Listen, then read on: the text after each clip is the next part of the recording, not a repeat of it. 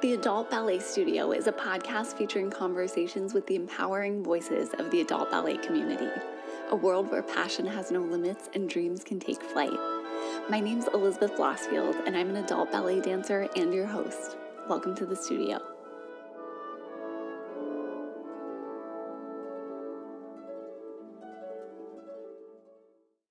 Happy Tuesday and happy December, everybody. It's the Adult Ballet Studio's final episode of 2023, but don't worry, this podcast will be back on January 2nd after the holidays. In the meantime, this episode is such a good one, and I'm so excited about the guests who joined the studio this month. We talked about ballet, we talked about opera, we talked about the Nutcracker, of course, since it's Nutcracker season. We talked about race, representation, and inclusion in ballet, and obviously we had to talk about adults in ballet too. Our guest gave his best advice for adults at any age or level to get out of their heads and stop doubting their ability, and instead get into a dance studio and learn to create a space for themselves in ballet. Our guest is a choreographer, stage director, author, activist, and more. He does so much good for the ballet and arts community, and I was so excited to talk to him. Phil Chan is co-founder of Final Bow for Yellowface, an organization that works to improve representation of Asians in ballet and eliminate offensive stereotypes of Asians on stage. Phil co-founded the organization alongside Georgina Pazcoguin, former New York City Ballet soloist, with a simple pledge that states, "I love ballet as an art form and acknowledge that to achieve a diversity amongst our artists, audiences, donors, students, volunteers, and staff, I'm committed to eliminating outdated and offensive stereotypes of Asians, including Yellowface, on our stages." As of 2017, almost every major American ballet company has signed the pledge. Phil says that their work at Final Bow is the opposite of cancel culture. Instead, Gina and Phil have worked to advise performing arts groups on striking a balance of maintaining the integrity of works from the classical Western canon while updating outdated representations of Asians on stage. In other words, they advocate for keeping the elements you know and love while moving these works forward to appeal to 21st century diverse audiences. Phil and I will talk more about that in our interview. Phil and Gina have presented talks on things like Yellowface and Orientalism in dance at museums, ballet schools, ballet companies, and higher educational institutions. Final Bow for Yellowface was named a Next 50 Arts Leader by the Kennedy Center in 2022. Phil is also a writer who's authored 2 books, one by the same name as the organization titled Final Bow for Yellowface, Dancing Between Intention and Impact. The book examines the portrayal of Asian characters in ballet and the movement to revise outdated and offensive representations that appear on stage. His second book, Banishing Orientalism, Dancing Between Exotic and Familiar, discusses how arts organizations can move away from cultural appropriation and toward cultural representation with their creative works. As a choreographer, he's reimagined works like Ballet des Porcelaines, an 18th century ballet pantomime also known as the Teapot Prince, in collaboration with Meredith Martin, Associate Professor of Art History at New York University. That project premiered at the Metropolitan Museum of Art in December 2021 and toured throughout 2022. As a stage director, he most recently directed his first opera, a reimagining of Puccini's 1904 opera Madama Butterfly. This Boston lyric opera production was shown at Boston's Emerson Colonial Theater in September of this year. And Phil says he's now focusing on his next project, reworking the classical ballet La Bayadere, in collaboration with dance historian Doug Fullington and the Indiana University Ballet Theater. The piece is set to debut at the Musical Arts Center in Bloomington, Indiana next year. We'll talk about that in our interview too. As if he's not busy enough, Phil is also president of the Gold Standard Arts Foundation, an organization that works to champion Asian voices in dance and the arts. He's held fellowships with NYU, the Manhattan School of Music, New York Public Library for the Performing Arts, Harvard, and Drexel University. He served as the executive editor for Flat Magazine and on the advisory board of Dance Magazine, and he was a Benedict Distinguished Visiting Professor of Dance at Carleton College in fall 2022. Are you exhausted yet? I am just saying all of that. Like I said, Phil is doing so many good things for the world of ballet and beyond, and especially at a time when theater, dance, and arts organizations are working hard to bounce back from pandemic setbacks. I'm so grateful people like him and Gina are doing this work and helping the arts continue to thrive. By the way, he talks about his own experiences as an Asian American during the COVID-19 pandemic and how that fueled his reflections and research when reworking Madama Butterfly.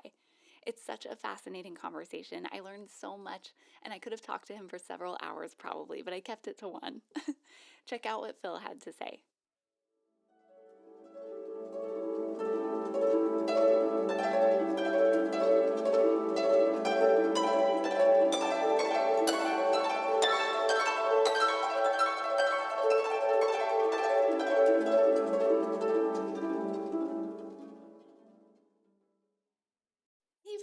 you doing? Good. How are you? I'm doing really well, thanks. Yeah, I'm really glad to Happy be. Monday. Yeah, happy Monday to you too. Hopefully, it isn't too stressful of a Monday. Yep, all good. Awesome. Yeah, thank you so much for taking the time to do this. I really appreciate it. Of course. I know that you're based in New York, but you just finished working on your latest project in Boston. Is that right? Yeah, I just finished directing my first opera, which opened Boston Lyric Opera season. We did Madama Butterfly, which closed last Sunday. Oh, wow, that's great. How did everything go? I wish I could have made it to a show. I heard it was beautiful. Yeah, it was. I don't know. I'm still processing. It was such a beautiful experience. I feel like um, something shifted in I don't know in my work as an artist, and um, just working with an incredible team over there. A great cast. The company support has been great. Um, and just given the freedom to reimagine this work and also just being in this music um, has been really transformative. And then just to get the response from especially Asian American folks saying like, this was the first time I didn't cringe at Madama Butterfly, or this, I really felt like this version of it had a lot more integrity, or this version allowed me to appreciate the music in a new way. That was just really impactful. So I'm still sitting with that, but yeah, it's also definitely beautiful coming from ballet and seeing how things are done differently and how things are like sort of the same and where we can learn from each other. Um, that's also just behind the scenes has also been interesting. But yeah, it was an incredible experience. Highly recommend it for anybody who wants to make opera. Give it a try. Oh, yeah, that sounds amazing. How gratifying to hear from the audience how impactful it was. And I was going to ask you if there was anything different, because I know it was your first time directing an opera, if there was anything different about that versus some of the ballets that you worked on or anything you learned. Yeah. So we did an incredible process at BLO, which I'd never done before, which was working with Dr. Chris Ham. She's an incredible professor in psychology, and she created this sort of group session with the cast where we met on the first day. We met midway through the process, and we met after closing night to really examine the process. What it's like being nomadic opera singers and performers. What does it take to be vulnerable as artists? And then how do we feel?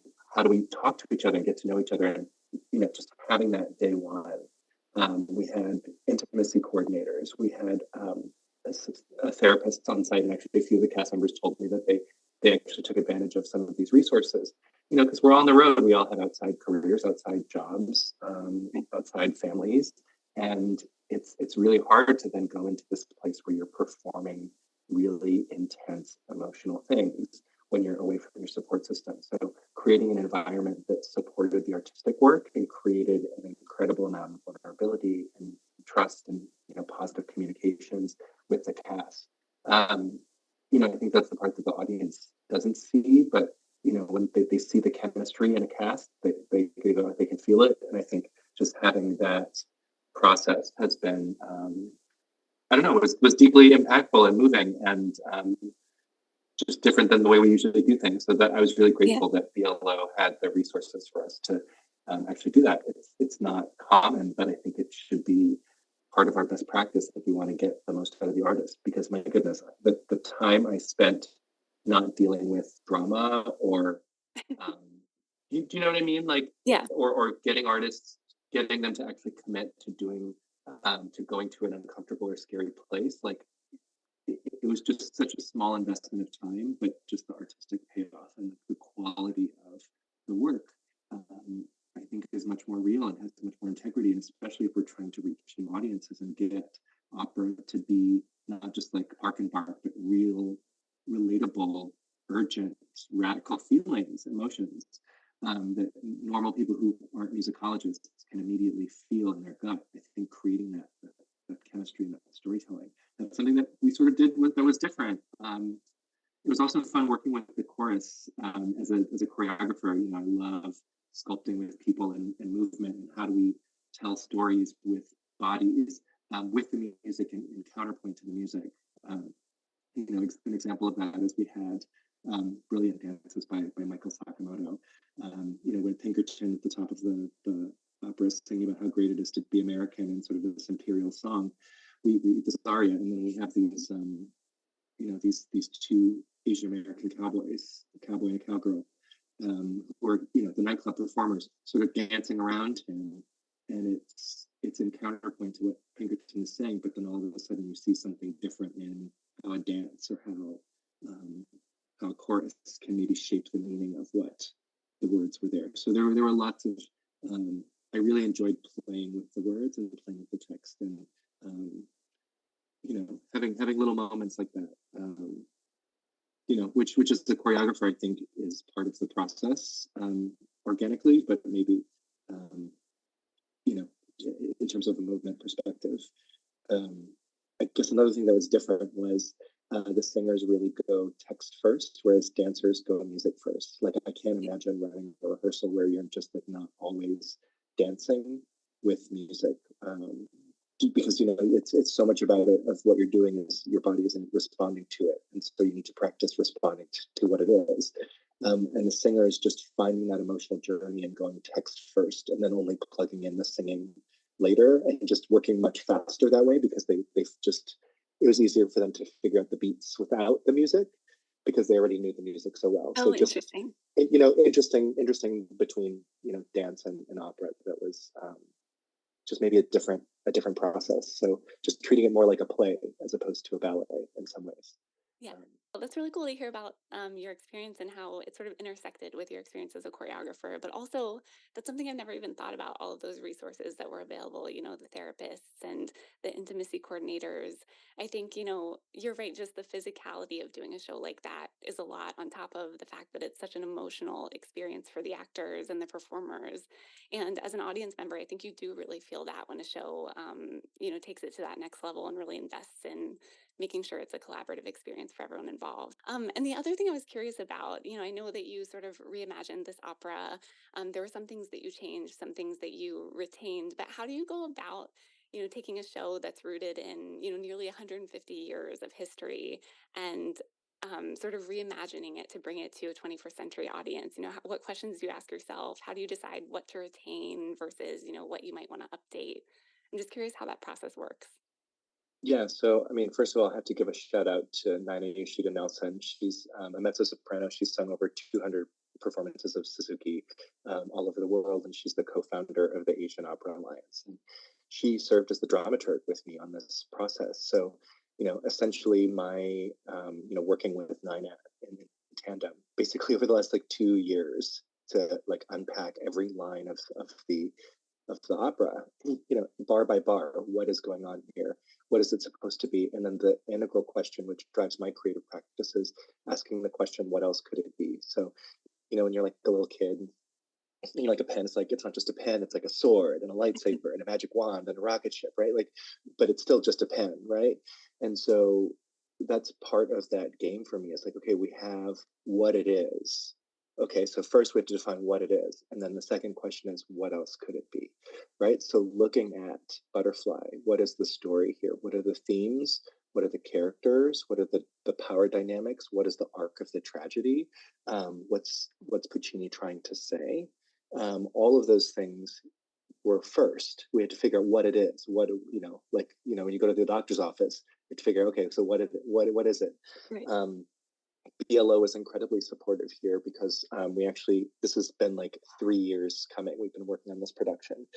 It started in 2020 when BLO realized that they weren't in a place to do a production of Madama Butterfly with integrity, considering that, Asian people were being scapegoated for this global pandemic and being spat on and followed home and murdered and stuff. And so they took a pause and they brought me in to lead the butterfly process, which is what it's called. It's a free resource on the BLO's website, and it was essentially asking the question like, what's the problem with butterfly, and what's the potential future for this work? We've just heard overwhelmingly people saying like, please don't cancel butterfly. And it's everyone from conservative folks to Asian singers themselves who would lose a tremendous amount of work if this opera wasn't programmed. And the Asian Opera Alliance has some great statistics about what happens when an opera company programs Madama Butterfly in terms of the amount of work and the amount of increase of diversity for Asian artists Oh, in wow. a particular season. So there's a lot of interesting data out there that really shows you, um, the economics behind Madama Butterfly as well. Um, but I'm all for my process is really the opposite of cancel culture. I really try to say, okay, so there's something here of artistic merit, in this case really beautiful music, um, but let's not cancel it. Let's say, okay, if the music is the rule, is that's what has to stay, then what is the other way to do the music? You could do it as a concert version. That's one way to do Madame Butterfly, right?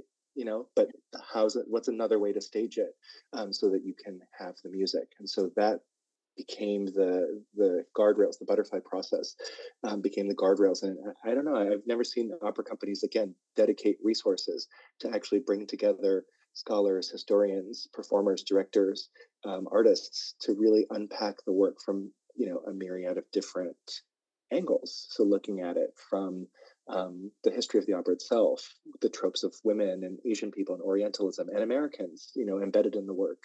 Um, the dynamic of Orientalism itself. Okay, so when we have this diverse 21st century mixed culture where we do have Asians in the audience, when we pretend that Asia is this like fantasy fairyland or abstract place, when it's actually like a very real culture to some of us, how does that dissonance? How does that present a barrier when we're trying to bring in new audiences? So just all of those questions that were part of this process. And ultimately, we realized that we wanted to recenter the Eurocentric view of, in this case, both Americans and Japanese people who are both just as exotic to Italian Puccini, right? How do we decenter it from this Italian perspective and center an American perspective, right? Which includes all Americans, right? Including white Americans who are most don't identify as Europeans, right? You might be Italian American or German American, but you're American, right? So how do we decenter Europe was sort of the next question. Um, so figuring out, yeah, okay, so what is it first? Well, okay, Chocho-san, Madama Butterfly, is a geisha. So what's a geisha? It's an artist, right? A performer. Okay. And the thinking about the setting for this original opera in Puccini's time, the sort of defining the most powerful cultural moment between the West and Japan was Commodore Perry and sort of the forced opening of Japan, and so that was sort of captured the Western imagination. So of course a story set there would make a lot of sense. We've had an extra, as you say, 150 years of history since 120, years of history since this opera premiered. And so, we've had a changed relationship with Japan since then, a culturally changed relationship. And probably for us, the biggest defining moment with Japan is probably World War II, right? The bombing of Pearl Harbor, you know, all of the things that have since shaped Asian geopolitics. American relations has been around what was happening around World War II, right? Even to this day, right? So there are people who are alive, Japanese Americans who were incarcerated in camps. So this is a living memory of this period, as it would have been for Puccini's time with the opening of Japan. So um, it just felt like a better place to center that story. It was also a time when there was sort of a larger increase in the sort of anti-Asianness, right? Japanese people were seen as like the Nazis of the East. And so just my own lived experience of being spat on during COVID and just realizing that maybe our acceptance of Asian Americans is really just a thin veneer in our society, right? Like a global pandemic just shows us, oh, there's actually a lot of people who are very okay with us not being here. Um, that's what the pandemic sort of revealed. And so how do we do this opera when that's the lived experience of Asian Americans? And that's literally my lived experience. Um, and so that was the other place of reflection. And so I was haunted by these images in the 40s of both there's a Dorothy Lang photo of a storefront in Oakland, California, with the words "I am American" across. So like this idea of Asians still figuring out, okay, well, when someone tells me to go back to my own country, what does that mean? I'm an American. So again, bringing that into our production of Butterfly, when Pinkerton's singing about being American, there's dancing Asian American cowboys dancing around him, so that's the emotional thread between how I'm feeling and what this work can say, with an Asian American perspective centered.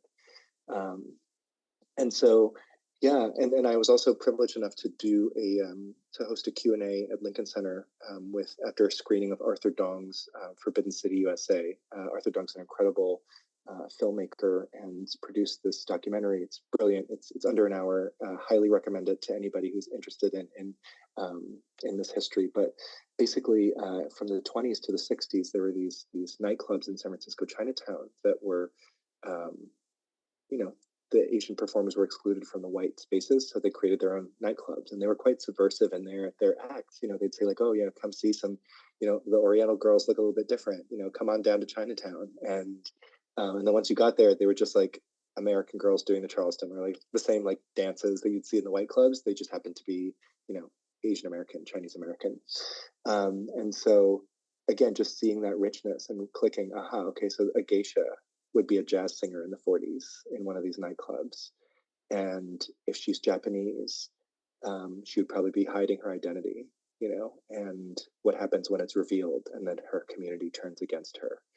Um, and then what happens when the opera calls for a rich, beautiful, opulent act one, and then a desolate and bare and sad act two and act three. So of course it made sense to set act two and act three in a Japanese incarceration camp. So um, just working with some incredible resources, historians, family stories. Naina's family was incarcerated. Michael Sakamoto, our choreographer's family, was incarcerated. So they had real family ties. Keiko Orao, who's played one of our butterflies in the production, her family was also incarcerated. And so just having those family ties and being able to include those stories, real stories, was also just extremely powerful as well. And so, yeah, I think that was our goal was to keep the music intact, but how could we tell a new story? And yeah, there were things we did change. Like there's a part, at the top of the opera where Pinkerton Sharpless would kind of go like, "Oh, how old are you?" to Cho Cho San, and she's, "How are you, 10?" They think she's 10, and she goes, "Oh, higher," um, and they say, 20, and she said, "Oh, I'm already old. I'm just 15." And Pinkerton says, "15. Let's get married already so we can go to bed together." Right? That's the gist, right? And that's like, yeah, it villainizes Pinkerton, and like that's part of his character, but also for a contemporary audience, it literally just like takes you right out of the story. It's not something you say like, "Oh, well, that's just how it is in Japan." It's like, ooh, this is like gross, and like, and that if that's like how you open the opera, that's surely not what Puccini wanted. And so in our version, it instead becomes like a guessing game where the chorus is actually asking Pinkerton, okay, he's up on stage, he's getting married, and they're like, "All right, pretty boy, like how old are you? Like 10? Come on, no, he's 20, like." And so again, it takes on a different meaning, when it's in a slightly different context, and we don't have to change the Puccini. So that's, that again was part of this like line by line process of how could we keep that line but make it feel a little bit differently or change the dynamic a little bit. Well, it's so interesting to learn about your process. It sounds like it was such a personal and deeply emotional experience for everyone involved, whether it was the cast or, everyone working on the show, the audiences. And I think you just did such an incredible job. So it's really cool to learn about, how this all came together. And I'm just such a huge fan of all the work that you're doing. I have so many questions for you. Sure. But before we get into it, I just wanted to tell you that we actually have met once before. It was a really long time ago. It was like 10 years ago. Oh my goodness, where? Yeah, so I'm from Cleveland, Ohio, originally. I live in New Jersey now. Okay. I was really involved in the dance program at my college, and one of the former dance instructors there at Kent State, her name was Jessica. She founded this Uh-huh, of really great course. nonprofit, yeah, Ballet in the City. Um, Yeah, we premiered a work by Joshua Beamish there with Ashley yeah, Bowder. Oh my Yeah, goodness. yeah. Like that is a throwback. Yeah, I know, such a throwback. It was so Yeah. funny. I remember you and Ashley Bowder from New York City Ballet were teaching a master class, and because I knew Jessica, she invited me and my husband, he was my boyfriend at the time, out to dinner with all of you guys after the class. And it was so great getting to meet you. And that was my first introduction to your work, and I've just been following everything you've done ever since. So I just Oh, wanted to tell you that. very sweet. I mean, I love a good Ohio girl. My mom's from Toledo, so Oh, no way. Oh, that's um, awesome. Yeah, I love Ohio. And I know you've done so much great work, thank advocating you. for Asian culture within ballet and really anyone who feels misrepresented within the ballet community.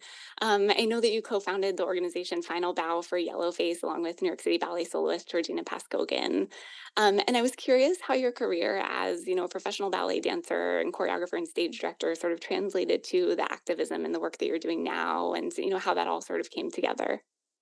Yeah, I don't know. I think maybe the activism came first. Well, I think the dancing came first. You have to be like a little kid to start dancing. So the dancing came first, but the activism actually came quite by accident when my good friend, as you said, Gina Pazcoguin, she was a soloist with New York City Ballet.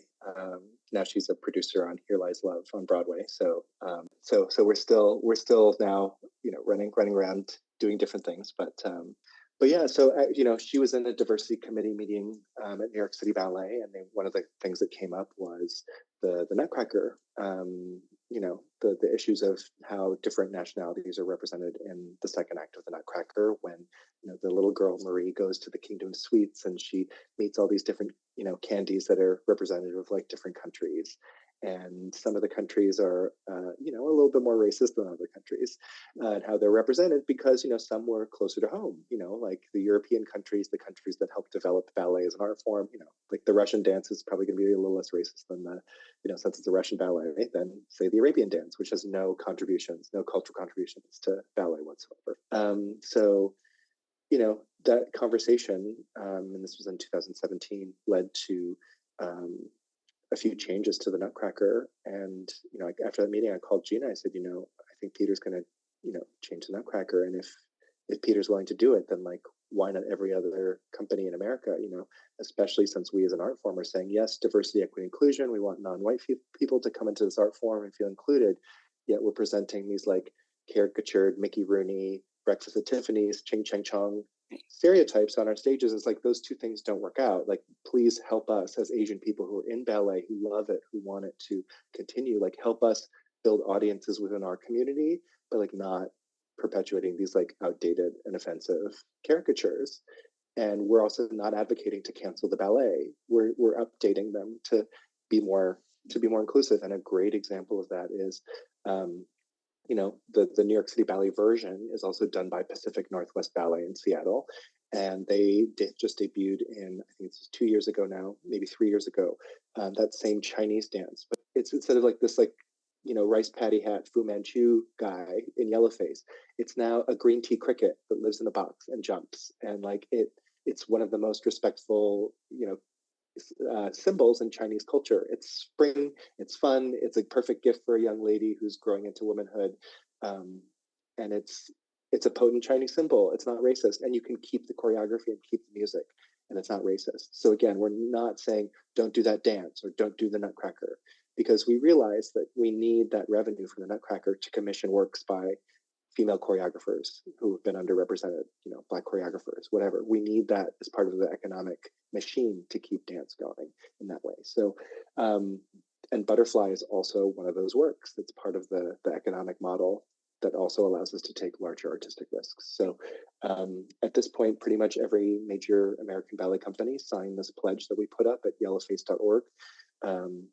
A lot of the European companies are having this conversation right now. Actually, English National Ballet just reaffirmed their commitment yesterday. Oh, So yeah. like this is not like a conversation that is like abstract and like happened a long time ago. Like we're still figuring out how to do this right in the arts. To and that's to represent each other better, to see each other better, so we can build empathy. Right, good art, if it's done right, allows you to live in somebody else's shoes. So like I don't know what it's like to be a woman, but maybe I can get a little bit of that perspective if I can see the world through a female character in a movie or a book, and that helps me build empathy. right? That's what the good arts are supposed to do. And so, how can we make these works that are popular, that have these outdated representations of Asian people that might not do us any favors in a 21st century contemporary society? How do we not cancel it? How do we just make it better? So yeah, that's sort of the process. And so that's the theme in my books. It's a theme in the operas. It's a theme in my ballets. I premiered a piece called The Ballet de Porcelain, working with a brilliant colleague, Meredith Martin at NYU, um, about this Chinese sorcerer who lives on a blue island of porcelain and turns trespassers into porcelain. It's a ballet from 1739. It was like one of the first representations of Asian people on the ballet stage, but it was also like an allegory for Europe triumphing over Asia. So it was like kind of like pretty racist. And so again, how do we reimagine that? What else could it be? So that what else could it be is this big creative impetus. It's my creative North Star when I'm approaching these works. And it's doing that within the framework of saying, okay, so this is Eurocentric. This is a European's perspective of the world. What else could it be so that it could be a global perspective, a multiracial, nuanced perspective? And that's this idea of like cultural counterpoint. Um, that something can be both what it originally is and also a critique of itself within itself at the same time. Yeah. And I think that's what makes the art interesting and thought-provoking and radical and alive. And so that's a lot of my focus.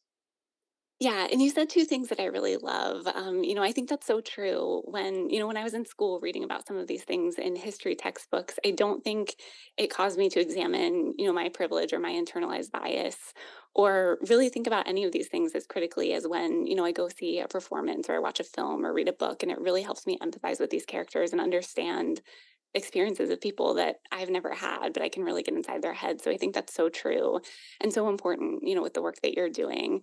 And I think also, I love what you mentioned about how it's not cancel culture. You're not advocating for eliminating these shows altogether.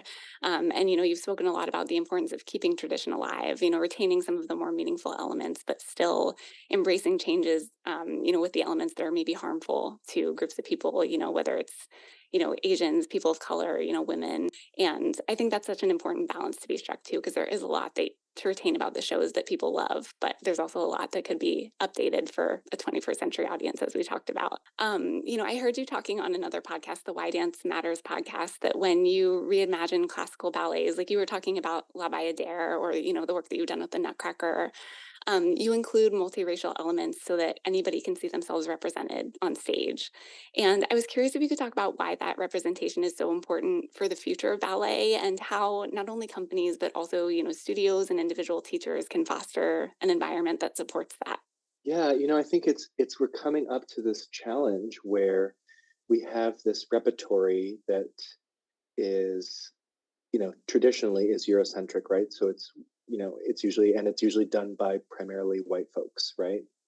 Um, and dance companies are becoming more multiracial, right? And so we're seeing a change in, um, pink tights as the norms is now not the norm anymore. That's not the center, right? Now the idea is to achieve the best line of the leg. It's better to try to match your skin tone, right? And pink was appropriate when everybody was white, and that no longer works, right? When you have a darker skinned dancer, it looks muddy. It cuts off the body in a weird way, and so understanding that and understanding, okay, well, if it looks better this way, if it's supposed to look like she has this long line, actually matching her tights to her skin is actually going to do a better job of doing that, and showing her artistry better. So that's this impetus, right, for this conversation. um, yeah, so thinking about this larger center, in ballet, uh, if our companies are getting more diverse, and we're still trying to represent all these different cultures, it just gets harder and harder to do that, and it gets messier and messier. When you actually have dancers from those cultures being represented, but the depictions that they're representing are from Europeans from 200 years ago, right? And that's starting to get messy. Or you have Black dancers saying, "I'm not dancing the part of the slave." Like, I'm not, like, it's beneath my dignity as a Black person, and it's not just the part of the slave that gets emancipated or any judgment about it. It's just like, oh, he's just the slave, and there's no, we don't, like, it's just that there's nothing happens to him. He's just the slave, and and you can see that, and it's like, okay, so then how do we save it if it's worth saving? And that's, I think, the big challenge. So our audiences also are have to be younger and have to be more diverse. As a society, we're getting more multiracial, so we can't just bank on older white donors to come and keep these art forms alive. And so that's also how the repertory has to keep shifting. Okay, so you want Indian people to come and become your donors? Yeah, Bayadere and brownface isn't going to cut it, right? So that exact process, but again, Bayadere is this great example of this 19th century classic. So how do we not just cancel it? So I'm actually, my next big project is I'm working with the brilliant Doug Fullington, who's a dance notation expert and a musicologist. So we're going back to the notes from the turn of the 20th century of Petipa's Bayadere. We've also handed over the Mingus score to Larry Moore. He's also incredible. He reorchestrates a lot of the scores for the Cole Porter estate and the Gershwin estate and Rodgers and Hammerstein. So he's an expert on the sort of musical theater genre. And we're setting the action in the 1920s in Hollywood. So it's this sort of Busby Berkeley fantasy. And so Larry is reorchestrating the Minkus to sound like a big band jazz musical. Cool. And it's at the tempo that it was originally. So we're sort of sweeping away a lot of the old Soviet editions from the 40s and kind of going back to actually a more imperial production, a more with that sort of same speed and attack. Without the sort of Soviet influences. So again, it'll be a sort of a very conservative production in that standpoint, but our approach, they're literally dancing American cowboys. And I love this cowboy because everybody's been a cowboy in American culture, right? Yeah. And it's also nuanced. It's a little bit, it's a fantasy. It's a little bit problematic, but they were, literally everybody who's come here has been a cowboy. It represents frontier and openness, and so it's a fun symbol to play with as an American, especially as an American who grew up outside of America, and that was one of the big images of what it meant to be American, was this cowboy. So it's this melodrama that's like Singing in the Rain, where you have Nakia is like Debbie Reynolds and Singing in the Rain, Gene Kelly is Solar, and Princess Kamzadi is like Lena Lamont, and then you have this same melodramatic love triangle, all the excuses for the big dances and processions, all the music, and we're not doing brownface or doing weird Hindu stuff, or it's not a weird sexualization at the expense of these sort of quasi Indian women. Yeah, I think that's a way for us to preserve history and tradition and heritage, without canceling it, but also be respectful to non-white folks. It's not an either or, and I think that's what's I'd like to think is really special about my work. Yeah, absolutely. And I'm excited for that show. I love the updates that you're making. It sounds like it's going to be a great production. So thanks for sharing. Yeah, come see it. It's March 24th. March 29th, 2024 in Bloomington, Indiana. Oh, perfect. Okay, I'll mark my calendar. And I know you mentioned you've done so much, and on top of that, you're also an author. You've written 2 books. Your first book, Final Bow, for Yellowface, and then you have another book called Banishing Orientalism. And you've kind of spoken about how, as a Chinese American, it was important to you to write these books because it shows how we share our cultures with each other and use dance as an analogy. I really love that because, there's this quote that sort of floats around social media sometimes that says dance gives us language for when words aren't enough. And, I was curious how you see ballet as an effective way. We kind of talked about this already, but how to, foster empathy and have these conversations that are difficult, and sort of reach people in ways that might not be possible otherwise. Yeah, I just think everybody has a body, and you don't need to know anything to appreciate, good dance. If you have a body, ideally, if it's really good, you'll just get it and you'll feel it. And there's a lot of fear and there's a lot of worry that people don't get it. And you literally just have to go and open your eyes and let it wash over you. And that's just how to have an experience with dance. And it's, So if you can get your audience to that place where they're willing to accept that as the experience, it can be really beautiful and profound. And I found actually in this process with Butterfly, it's that same way. It's literally like you just have to paint them a picture and let the music wash over them, and just be open to it and let it do its thing, and just watch it do its thing. Um, so yeah, you'd think that dance would be super accessible because that you don't need words. It can cross languages and cultures, and um, it has a lot of potential. So I believe in that potential for dance. Um, yeah, and I think that's why I think it's a beautiful form. It's something that um, is relatable in that way, and there's nothing like it. You go to see a movie, or you watch something on Netflix, but there's nothing like watching another living body moving with nothing between you but air. And like your body changes, your physical body changes when you see something like that, but it does not change when you're watching it on TV, or watching a movie on TV. So, um, and just coming out of COVID and just realizing the importance of live performance and the arts, and sitting in a theater together and experiencing something um, as a group, as a community, laughing together, crying together, in the dark together. Um, there's something very soul nourishing that I think we were missing in COVID. That I really hope um, all your listeners are prioritizing going back and supporting the live arts, because it's such a human affirming experience that um, yeah, I think we'd all see each other better. I think we'd all feel better if we had a little bit more of that in our lives, and like prioritized as making time and space and resources to do that. So It's so important. I've been going to see shows, after COVID. The first time I saw a live show, I can't remember what show I saw, but I was just crying the whole time because I just missed being in a live theater so much. And, I've been trying to go every month and see a different production, whether it's, dance or musical theater. I just think that's so important and so needed right now, after the pandemic when so many theaters are hurting. And I'm curious, we've talked a lot about the work that you're doing now, but if we can just rewind a little bit, I was wondering about your own background with ballet. What was your first introduction to it? How did you get into it originally? so my mom was flying back to Hong Kong, um, and this was in the 80s, and she was stuck in Tokyo. Um, and her seatmate was a dancer from the Hong Kong Ballet, and just sort of being stranded together, they just started talking and they became friends. So as a kid, my mom would take us to go see shows at the Hong Kong Ballet, and um, yeah, then I started dancing, and sort of on and off through middle school and high school, um, and then college, and then moving to New York, and um, yeah, it just sort of happens.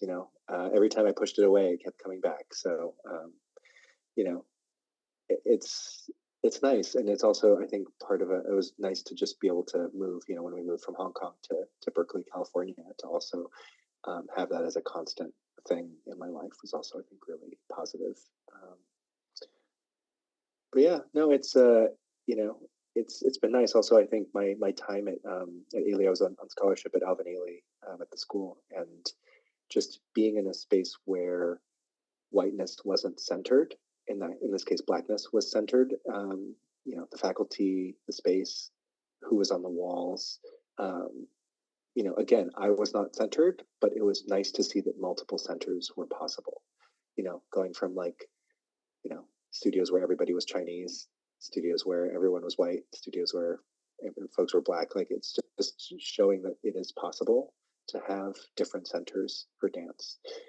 So I think it's made this work really easy for me to just see it that way, which I think maybe folks who maybe just went through one track might not have might not have seen it that way, or might not see the potential for ballet in that same way.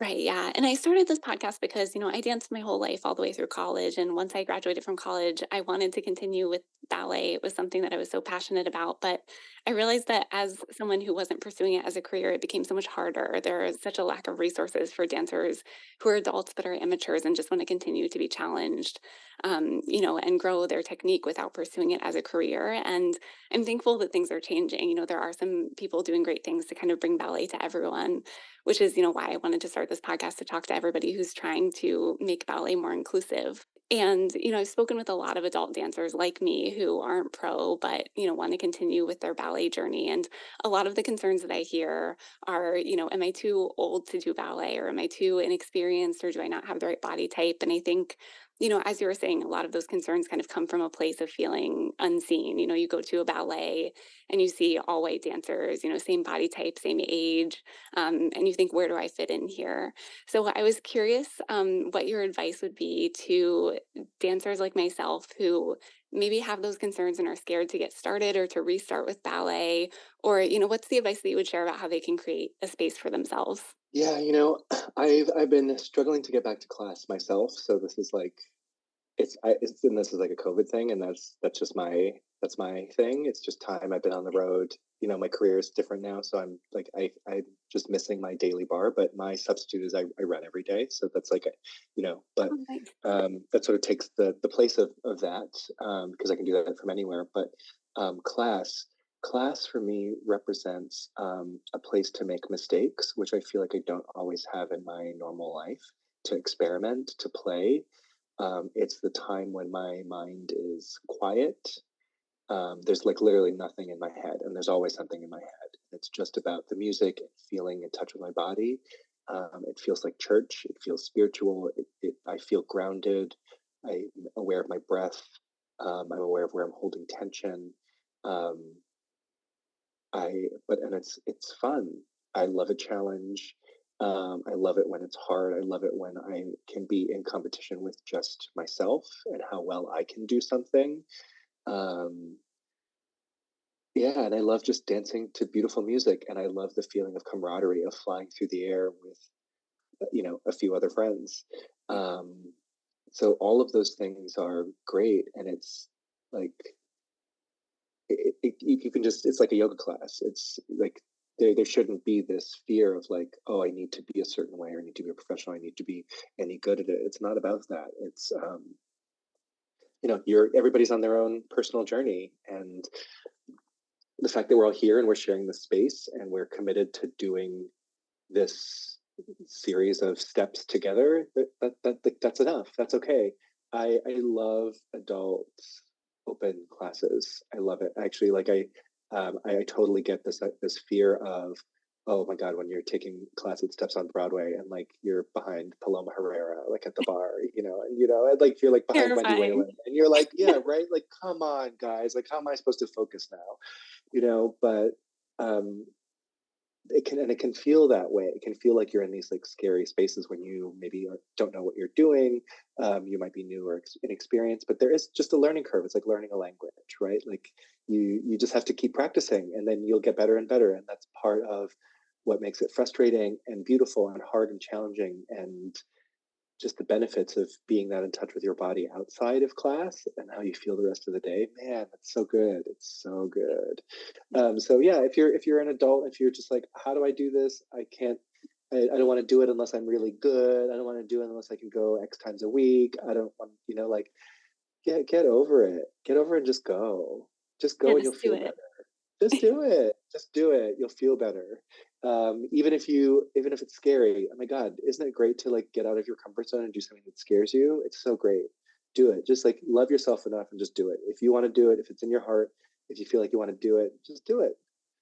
Yeah, I love that advice. Love yourself enough. That's so important. And I think also the more that you challenge yourself outside of your comfort zone, the more you realize you can, and it becomes easier. And one Plus, thing, also, that Halloween. It's early October now. I don't know when this is airing, but like Halloween is coming up, which means like you can probably actually get away with wearing a full tutu to class, and no one will say a word because it's like, oh, it's my Halloween costume. So yeah, if that's part exactly. of the allure for you, if you start going now, you'll feel like confident enough to like wear a tutu by the time Halloween rolls around. So it's your once a year excuse. So just letting you know. I'll send you a picture of me wearing one. I was a leaping lizard a couple years ago, so I had a full head to toe lizard costume and a full tutu. I love that idea. Send it Yes, I to would you. love to see a photo. That's awesome. All right. Well, we're getting towards the end. Just one thing I wanted to ask you. I'm a journalist covering the financial services industry, and in my day job, and a lot of my work is focused on gender and racial inequality in the industries that I cover.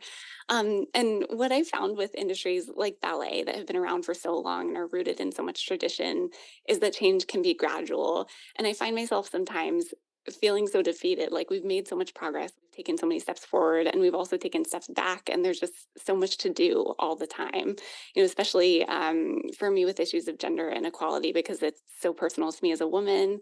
And I was curious if you ever feel that way in your work, and how do you not let that overwhelm you and instead focus on doing what you can and letting that be enough to sort of push you forward as you continue to try to make ballet more inclusive? Yeah, I mean, I don't know. For me, it's my advocacy is a marathon. It's not a race. I think about it like doing your tendus, right? So like, every day you have to do your tendus, and at first you're not very good at it, and then you get better at it, and you get stronger, and then a tendu becomes a dégagé, which becomes a grand jeté, which becomes dancing in your first Nutcracker, which becomes dancing the lead in Swan Lake. But at no point are you like, okay, I have a perfect tendu, I can stop doing tendus, right? The same for my advocacy, same for an anti-racist practice. It's a destination, I mean, a direction, not a destination. Um, and you still have to do your tendus. You do it every day, right? You do a little bit every day. But then if you do that, you can rest without guilt. You can avoid burnout. Um, yeah, I think this work really shifted for me after the shooting in Atlanta a couple years ago, when I felt like everybody in the dance community like turned to me and Gina, and they were like, "Okay, like what's the action item? Like what's the hashtag?" And we were like, "We're literally just trying to get you guys to stop doing Yellowface. Like, what do you mean? Like what's the action item?" And we just looked around and realized that like so many, we were all out there. We just weren't getting organized as Asian folks. There are these, centers for other groups, Dance Theater of Harlem, Ballet Hispanico, Alvin Ailey. But Asian folks don't have our own home, and so we started the Gold Standard Arts Foundation. We called all of our Asian American friends who are in leadership positions in the arts and said, hey, like we need to come together. We need to like create this hub. So if you go to goldstandardarts.org, we have a membership program for Asian American creatives where we have monthly programs. We're trying to offer commissioning support. We're working together to build programming. So we actually have a week at the Northrop in Minneapolis of it's Oakland Ballet, Ballet Met, and Washington Ballet doing all Asian choreography. Oh, And then we have a week at the Kennedy Center next June, where it's going to be Houston Ballet, Pacific Northwest Ballet, Ballet West, and Washington Ballet, and a couple not ready to be announced, but special guest companies who will be appearing. And that's in honor of the choreographer Chu Sang-go, and that'll be at the Kennedy Center next June. And all of those companies will be doing work by Asian choreographers. So there's no Balanchine, there's no Nutcracker, there's no Swan Lake. Like we have our own repertory in these companies. So a lot of these works were the seeds were planted in the aftermath of Atlanta, and saying, okay, so you want to do Bayadere, you want to do Nutcracker Chinese, but you've never hired an Asian choreographer. And now we have these companies who are, there's just enough repertory that we can do full week-long festivals. So that's sort of the next direction that we're pushing this work. We need volunteers, we need funding. All of it goes to support AAPI creatives. So if you're interested, goldstandardarts.org. But that's really the next step of this work. And I think for me, taking it from Gina and I and two people on a website to now having a committed board and all these volunteers. We have a study, a data committee who is putting together a survey about the Asian American experience in ballet, and so we did a survey last year. We're going to repeat it again, but we're just seeing like, where is the system broken? Like where are the Asian folks? Why aren't we seeing them? Or why are we seeing only certain Asians and not others in our who get opportunities? So we're in the process of really looking at this work and then being able to offer real policy recommendations for the field in terms of how do we actually retain Asian American talent? How do we develop and retain Asian American talent, creative? So it's composers, it's choreographers, it's dancers, it's artistic directors, it's executive directors, it's board members. And so that's the sort of next step of this equation that we're really looking at chewing on. Sounds like you're doing so much great work and you have so many exciting things ahead. And I'll definitely include a link. Yeah, goldstandardarts.org. Goldstandardarts.org. I'll include a link to that in the show notes, definitely, if people want to, donate or volunteer or get involved in any way. And I don't want to take up too much of your time. We do have, we have a section on the podcast that I call the Petite Allegro section. It's just a bunch of let's do it. Quick questions. Let's do it.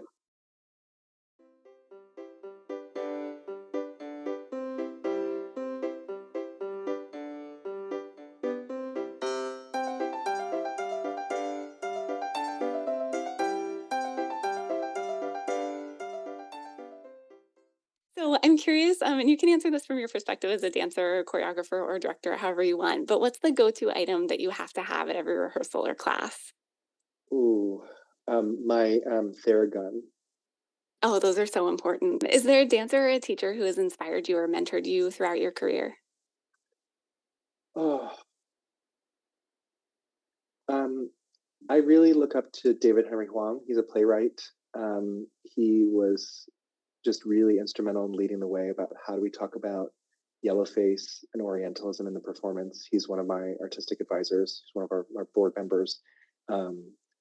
Just his commitment to this work in the field, and then also taking the time to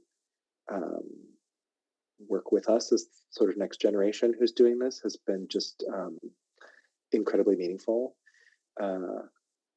Yeah, it's been a privilege. Is there any style of dance that you haven't tried but you want to eventually?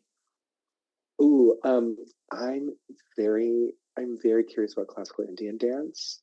And I want to know the nuances between the different styles, but I want to know them in my body. I want to feel what that feels like because I love comparative things like that. So classical Indian dance is a frontier that I am investigating.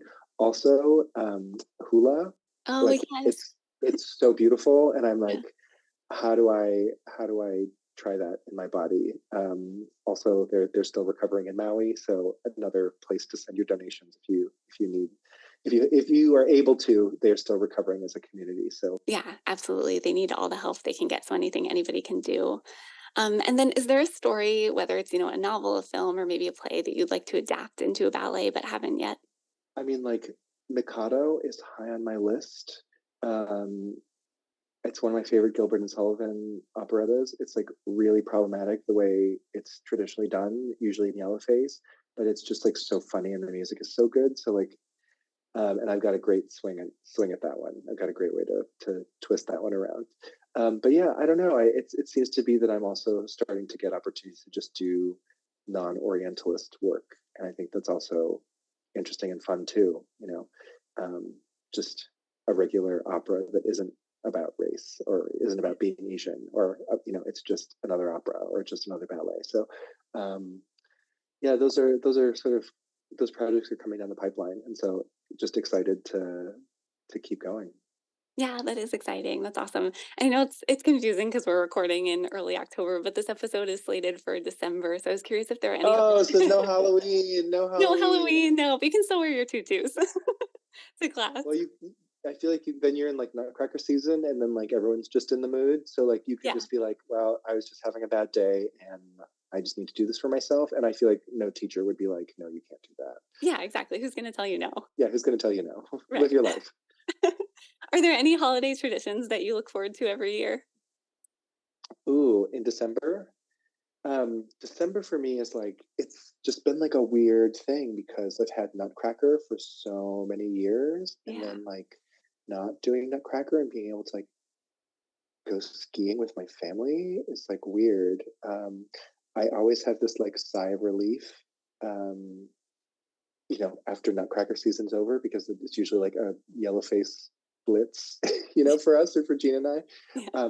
Actually, one of my favorite holiday traditions is Gina's birthday is in early December. And there's usually like a big party, and there's usually dancing, and she's usually wearing something outrageous, and it's just a lot of fun. I really enjoy celebrating Gina and celebrating our friendship, and her birthday is always like a festive time to do it. And there was one year in particular she had a knee brace on because she just had surgery, and so we put Christmas tree lights in it. So like, you know, we have a good time. We have a good time. Oh, that sounds like a Yeah. blast. That's awesome. That's my favorite. I would say that's my favorite holiday tradition, is celebrating Gina's birthday. Yeah, and Gina, I don't know if you're listening, but if she ever wants to pop on the podcast, you know, the adult ballet studio's door is always open. She would talk to you about Here Lies Love if you wanna talk about that. Oh, that would be amazing. I would love that. And then the last question I ask everybody who comes on the podcast, just in a perfect world, what would ballet look like, or what would you want it to be? Ooh, you know, I just love the fervor of how ballet has historically been embraced in America, like in the 60s and 70s, but also how it is in other cultures, like in Russia and in Cuba, and like where people are just like, they know their dancers, they sleep outside of the theater to buy tickets, they all know everything. That, like, I miss that culture, and I miss ballet being like mainstream like that, where people know about it, people are engaged with it. Where it just doesn't feel scary, where it feels accessible and fun and relevant and like socially exciting. Yeah, I love that. I'm such a fangirl with ballet. I would totally sleep outside the theater to get tickets if I didn't Right, train myself. and we need like more of that, but we also need like dance worth sleeping outside the theater for, right? Yes, exactly. And this has been such a great conversation. Where can people find you on social media if they want to connect with you? Yeah, they can just find me at Final Bow for Yellowface on Instagram. Perfect. Well, I'll include a link to that Nice in and the easy. notes as well. Yeah, easy to remember. Awesome. Yeah. Well, Phil, thank you so much for taking the time. I can't tell you how much it means to me. I've really enjoyed this Of course. conversation. My absolute pleasure. And stay in touch. We'll see you at Bayadere. I love talking to Phil and can't wait for his updated version of La Bayadere next year. I thought his advice for adult dancers was great. Just do it. Just get into a studio for your daily or weekly bar. It's so important and it feels so good. It's the holidays. Wear a tutu if you want to. Just do it. He's right. We talked about so much during the interview, but we focused a lot of the discussion on what he's doing for the Asian community in ballet. I'm including links in the podcast description to the Gold Standard Arts Foundation, where Phil is president, and to the organization he and Gina co-founded, Final Bow for Yellowface. Whether it's through donations or spreading awareness, please consider giving what you can to these great organizations who are doing such important work for the arts. There are also plenty of organizations working to stop hate and discrimination against Asian Americans. I'm including a link to one, Stop AAPI Hate, that works to end racism against Asian Americans and Pacific Islanders, in the description. And Phil mentioned during our interview something that's so true, that the people of Maui are still hurting from the devastating wildfires that took place earlier this fall. There are plenty of ways to donate or help Maui with its recovery efforts. The Hawaii Community Foundation is one through its Maui Strong Fund. There's a link to that in the show notes as well. Especially with the holiday season underway, hopefully if you're looking for ways to give, this can get you started. But there are plenty of other ways as well. And remember that you can do good all year long. The work that Phil's doing is a testament to that. Finally, as we close out our final episode of this year, I just wanted to say thank you to all of our guests, listeners, and supporters of this podcast for doing so much to support ballet and the arts. It's so important, especially at a difficult time economically after the pandemic, to help art forms like dance continue to thrive. I've been so inspired by this community of dancers and people who love the arts that I've met through this podcast, and I'm really looking forward to what next year brings for the Adult Ballet Studio. I hope you've enjoyed these conversations as much as I have. If you like this podcast and you don't mind taking a moment to rate and review it on your platform of choice, it would help us out so much. And it means a lot to hear from you, our listeners, about what you enjoy. There's a question box below each episode on Spotify that asks who should join the studio next. I would love to know who you'd like to hear from in 2024. Or if it's easier, just send me an email at theadultballetstudio@gmail.com and tell me what you like, any questions you have, things you'd like to see in 2024, all of it. And of course, you can find me on Instagram at eBlossfield.